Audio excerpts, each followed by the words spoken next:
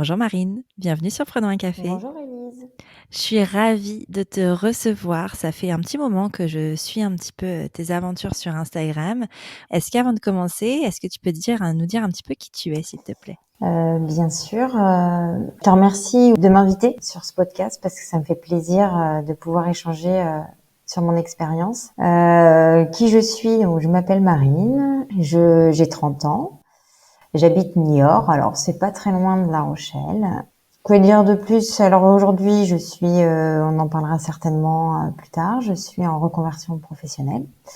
J'en aurais sûrement parlé en intro parce que j'introduis toujours les sujets des émissions. Mais la raison pour laquelle je t'ai demandé de faire ce podcast avec moi, c'est parce qu'il y a un an, tu étais enceinte et tu as perdu Mm. tes bébés, tes Oui. triplés. Est-ce que je vais commencer, je parle de ça tout de suite parce que je vais te poser la question traditionnelle de Prenons un café. J'espère qu'elle sera pas inappropriée et tu me le dis si c'est le cas. Mais est-ce que Marine, tu as toujours désiré être mère? Oui, mais jamais viscéralement, jamais en priorité. J'ai toujours voulu être maman parce que ma maman était maman et on voit toujours que c'est le cadre finalement parfait de on se marie, on a des enfants et puis après on devient grand-parent. Voilà, il y a plein, c'est la suite Ouais, un schéma traditionnel finalement. exactement. Aussi parce que c'est la consécration d'un couple pour moi aussi, de fonder sa famille. Mais en même temps, ça n'a jamais été la priorité. Avec ton mari, vous avez parlé d'enfants tôt dans votre relation ou c'est venu comme ça au fil du temps? C'est venu au fil du temps. J'ai un mari qui est très discret. C'est pas des choses, des conversations qu'on va aborder facilement dans le quotidien. Ça s'est avéré un jour où moi je me suis dit bon ben et si j'arrêtais la pilule, hein, c'est le petit message qui veut tout dire. Et il y a un jour où il m'a dit ben pourquoi pas.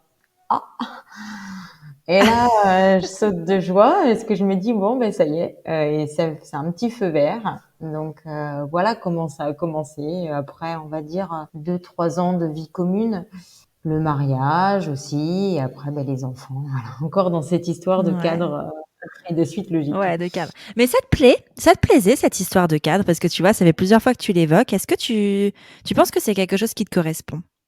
Ça a beaucoup mené ma vie, les cadres et justement toutes ces règles. Mais au final, est-ce que ça me correspond? Je ne suis pas très sûre. Ça m'a plutôt, Mmh. pour d'autres aspects de ma vie, ça m'a plutôt détruit que finalement laisser libre cours à mon état d'être ou à vraiment Mmh. ce que je ressens. Je Mm. comprends. Donc tu décides d'arrêter la pilule, saute de joie et tout ça.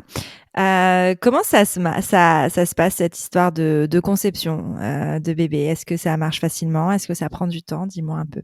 Alors, j'ai arrêté la pilule, pensant que je suis allée voir aussi mon gynécologue, pardon, par la suite, parce que voilà, la suite pour voir un petit peu comment ça pourrait se passer après l'arrêt de la pilule.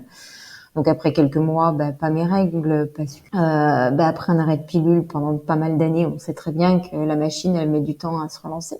Sauf que les mois ont passé, beaucoup de mois ont passé, des années ont passé, et toujours pas mes règles. Ah oui, Donc pas de j'ai règles du tout?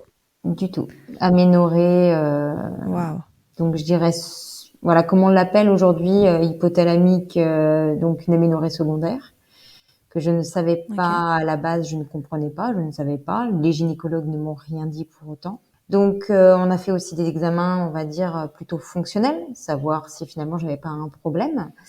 Mon mari, pareil, donc les machines vont bien.